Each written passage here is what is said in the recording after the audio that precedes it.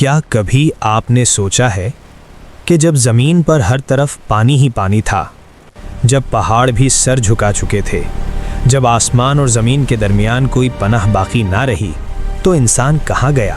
اور وہ کشتی جو ایک صحرا میں تیار ہوئی، وہ آخر کیسے نجات کا واحد ذریعہ بنی؟ یہ کہانی ہے حضرت نوح علیہ السلام کی۔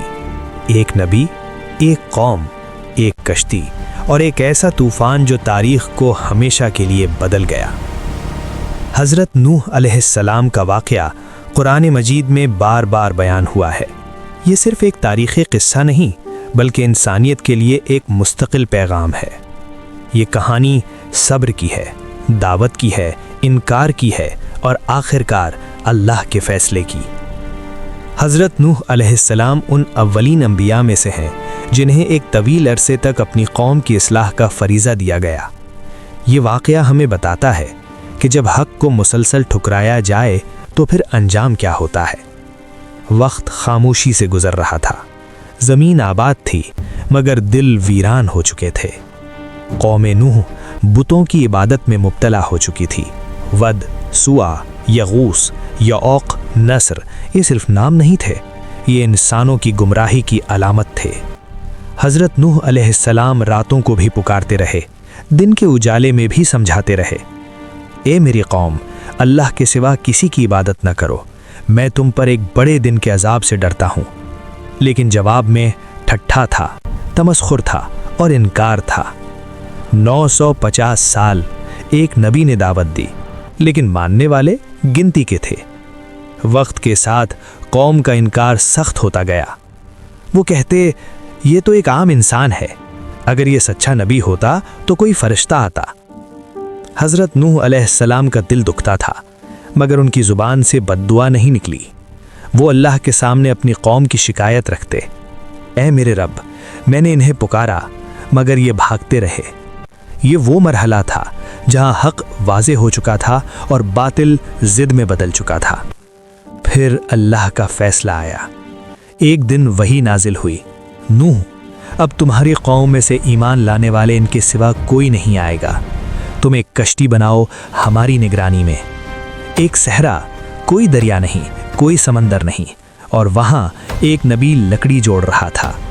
لوگ ہنستے تھے، تانے دیتے تھے، اے نوح، نبی سے بڑھ کر اب بڑھئی بن گئے ہو۔ حضرت نوح علیہ السلام خاموش رہے۔ انہیں یقین تھا کہ اللہ کا وعدہ سچا ہے۔ پھر وہ لمحہ آیا جس کا وعدہ تھا۔ آسمان بدلنے لگا، ہوا میں بوجھ آ گیا، زمین سے پانی ابلنے لگا، تنور سے چشمے پھوٹ پڑے۔ حضرت نوح علیہ السلام نے اعلان کیا، ہر جانور کا ایک جوڑا کشتی میں سوار کرو، اور اہل ایمان کو بھی، یہاں تک کہ ان کا اپنا بیٹا پیچھے رہ گیا۔ اے میرے بیٹے، ہمارے ساتھ سوار ہو جاؤ۔ جواب آیا، میں پہاڑ پر چڑھ جاؤں گا، وہ مجھے بچا لے گا۔ حضرت نوح علیہ السلام کی آواز کانپ گئی، آج اللہ کے عذاب سے کوئی بچانے والا نہیں۔ پھر آسمان پھٹ گیا، بارش نہیں، سیلاب نازل ہو رہا تھا۔ پہاڑ روئی کے گالوں کی طرح بکھر گئے۔ کشتی لہروں کے درمیان اللہ کے نام پر چل رہی تھی۔ وہ بیٹا لہروں میں گم ہو گیا۔ یہ لمحہ انسانی جذبات کا نہیں، اللہ کے فیصلے کا تھا۔ دن، مہینے، پھر خاموشی۔ آخرکار پانی اتر گیا، کشتی جودی پہاڑ پر ٹھہر گئی، زندگی کو نئی شروعات ملی۔ حضرت نوح علیہ السلام کا واقعہ ہمیں یہ سکھاتا ہے کہ حق دیر سے صحیح لیکن غالب ضرور آتا ہے۔ یہ کہانی بتاتی ہے کہ نسب، رشتہ یا طاقت نجات کی ضمانت نہیں، نجات صرف ایمان اور اطاعت میں ہے۔